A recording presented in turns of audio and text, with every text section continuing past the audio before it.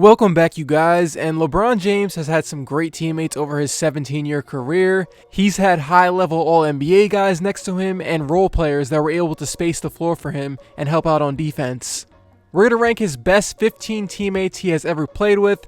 I don't have a perfect weighting system to rank them in perfect order, but I will be taking many things into consideration like overall talent, years played, stats, playoff success, and how their skill set mesh next to LeBron. Let me know where I'm on point or if I'm off base with this list. Now, the NBA season is starting up again, so if you want to see LeBron or any other NBA team play this year, the best way to do that is through the SeatGeek app, who I want to thank for sponsoring this video. It is the best way to see sporting events or concerts. SeatGeek does all the work for you by putting every single ticket from that event into one spot for you to pick from, so you don't have to check multiple sites. They then give those tickets a grade of 1 out of 10. It has green circles for good deals and red circles for bad deals. If you're still not sure about the seat you picked, they have an interactive seating feature that you can click and see what you'll be getting before you buy. If you go and support SeatGeek, you're supporting my channel as well, so if you're trying to see a concert or an NBA game in the future, click the link in the description and you can get $20 off your first ticket purchase by using my promo code CAINE when you check out. So for the 15th spot, I was thinking of maybe going with Larry Hughes, Delonte West, Daniel Gibson, maybe Udonis Haslem or Richard Jefferson, but I wanted to put a few players in here with a lot of talent at the spot, so I went with Brandon Ingram. Part of why I have Brandon in here is because the Lakers were 15-7 with Lonzo, LeBron, and Ingram healthy in the lineup. I still maintain that the Lakers would have been a playoff team last year with everyone healthy. Ingram put up 18 points, 5 rebounds, and 3 assists in their one season together, but not enough time played to move him up any further. The 14th best player LeBron has played with, I got Carlos Boozer. Now, LeBron only played with Boozer for 1 year, and that was his rookie season. Boozer averaged 16-12 with the Cavs, but he left in free agency after 1 season. Carlos was really young at the time, and him staying probably would have helped out the Cavs roster in the long run. At number 13, I went with Mario Chalmers. He was the starting point guard for almost every regular season and playoff game during the Heatles era. He was quick on defense and made open threes. He did his job as a floor spacer next to LeBron, and was always in their crunch time lineups in the games that mattered, so I gotta throw him in here. The 12th best player I got on here is J.R. Smith. J.R. was the starting shooting guard for the Cavs after getting traded from the Knicks in 2015. What is the one type of player that has always flourished next to LeBron? Shooters. They've always done well next to him. In the 2016 playoffs, JR shot 43% from 3, and in the 2017 playoffs, he shot 50% from 3. In the playoff games where his matchup and the team defense was locked in, JR had multiple games with 5+ threes made. He really opened up the game at times with his 3-point shot. He was unreliable in the final moments of Game 1 in the 2018 finals, but there were plenty of other times where JR was making open threes or well-contested threes. He was a part of those historic Cavs offenses in the playoffs. And to get into more of a specific moment, if you remember back in Game 7 of the 2016 finals, JR made 2 threes in the first 2 minutes of the third quarter when the Warriors were almost up by 10. That was a pretty ugly game, so every basket mattered, and the Cavs needed those points. JR had his bad moments, but he was definitely one of LeBron's best 15 teammates ever. The 11th best player I have on here is Anderson Varejao. He was the power forward next to LeBron from 2004 to 2010, and then in 2015 and 2016. Varejao was not a guy who racked up stats. He was a hustle player and one of the better defenders at his position. He was an all-NBA defender in 2009, and one of the reasons why the Cavs had one of the better team defenses in the league. The number 10 player I have on here is Tristan Thompson. During the 4 years he was the starting center next to LeBron, he was a big part of why they got to the finals. He did a lot of the dirty work like screen setting and grabbing rebounds. From 2015 to 2017, he was top 5 in the NBA in offensive rebounds. At Tristan's peak, he was an above-average defender and one of the better offensive rebounders. I put a lot of stock in how you play in the playoffs, and he was great against the 73-win Warriors and was always the one guy who could match up with Al Horford's speed on the perimeter and beat him on the glass.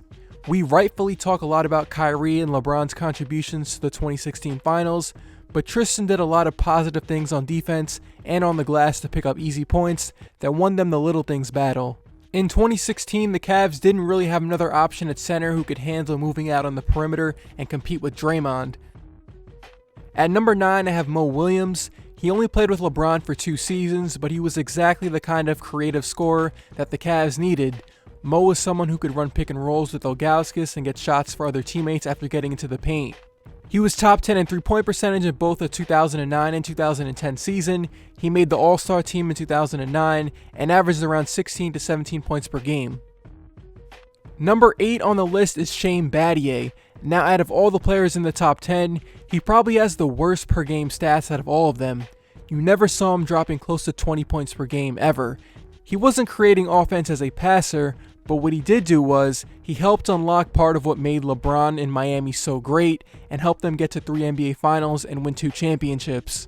In the 3 seasons they played together and in the games that mattered in the playoffs, Battier was the small forward on the court while LeBron played power forward. This allowed the Miami Heat to operate with maximum 3-point spacing and more perimeter speed on defense. Shane had some big performances in games that actually mattered. That first year with the Big Three in Miami had trouble spacing the floor, but that went away over the next 3 years with Battier's ability to make corner threes and defend guys like Durant in the NBA Finals. The 7th best player LeBron has played with is Zydrunas Ilgauskas. Now, he did not contribute to an NBA championship with LeBron, but Ilgauskas was his teammate for 8 seasons. He was an all-star in one of them, was a part of some really good Cavs defenses in the 2000s, and is second all-time in total points for the Cavs. LeBron and Ilgauskas had a 2-man pick-and-pop game that led to a lot of mid-range buckets. Not only were they great on the court, but they had a pretty good relationship off the court as well. LeBron showed up to his jersey retirement ceremony in Cleveland in the middle of the Heat's 2014 season. The 6th best player LeBron has played with is Ray Allen. Now, even though Ray was at the last stage of his career with the Miami Heat and only contributed to 1 championship and doesn't have the long resume of other players like Ilgauskas or Varejao, but he gets boosted up to number 6 just off the strength of the 2013 finals. That 2013 season, the Heat were at their best. They won 66 games, and Ray was always in their final lineup closing games. He was their most accurate shooter in the regular season for them and in the playoffs. I'm not one of these Ray Allen saved LeBron's career people, but that corner 3 he made versus the Spurs in the final seconds saved their season and pushed the game to overtime. He's got to be up here near the top. We have made it to the top 5, and I got Kevin Love. Love was a 17-point, 10-rebound player every year in the 4 years him and LeBron played together. He lost weight, became a full-time stretch big, and sacrificed a lot of his individual offensive play. Kevin Love was a big part of why the Cavs lit up the Celtics and the Raptors in the East playoffs. The Cavs had some historic team offensive numbers, and Love's passing and 3-point shooting gave the Cavs another dynamic from the isolation punch of Kyrie and LeBron. He wasn't as great against the Warriors in the playoffs, but he had his moments and contributed to the 2016 title. Chris Bosh is number 4 on my list, and he sacrificed a lot of personal stats, becoming a number 3 on offense next to DWade and Chris Bosh, but this opened up a role for him to become one of the league's best defenders. After that 2011 season, Bosh moved to play more center over the next 3 years, and he was one of the leaders of the center position being modernized. Because of his agility, speed, and 3-point shooting, Bosh was the perfect center for Miami's trapping scheme on defense and force spacing offense for LeBron's post-ups. Bosh was an all-star every year in Miami and played through a few injuries to help Miami win 2 championships. Number 3, I have Anthony Davis. Now, I was somewhat close to putting AD at number 2, just off the strength of him being a better player than Kyrie, and I think in the playoffs he'll prove it. Some might say, why is he ahead of Bosh and Love when he hasn't played a game yet? You know, I've seen enough of AD in the past and knowing how his skill set fits with LeBron to put him at number 3. Think of how easy it was for Chris Anderson and Tristan Thompson to score as role men with LeBron. Now apply that to AD and everything else he does on the floor that doesn't just involve offense. Number 2, we have Kyrie Irving, and while I think AD is a better player, Kyrie has the resume from the 2016 and 2017 playoffs that firmly puts him at number 2.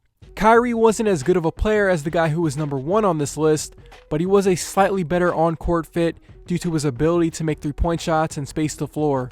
We know how important 3-point spacing is next to LeBron. They were a great 1-2 punch that ran through the Eastern Conference playoffs, but they weren't exactly super close off the court.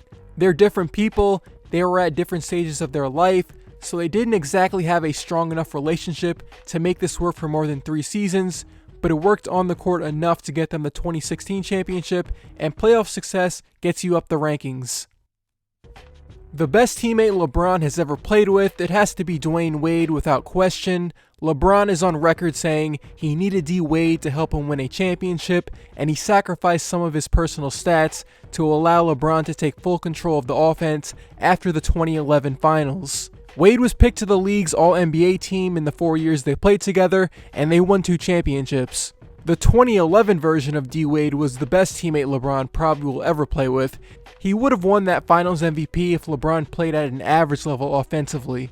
And that is it for me. Let me know if I am off anywhere. I might value something different than you guys, so that's why I had certain guys in their spot in the rankings. I am on Twitter, so if you want to follow me, the link will be in the description. Appreciate you guys for making it to the end, and I'll see you guys soon with some preview videos.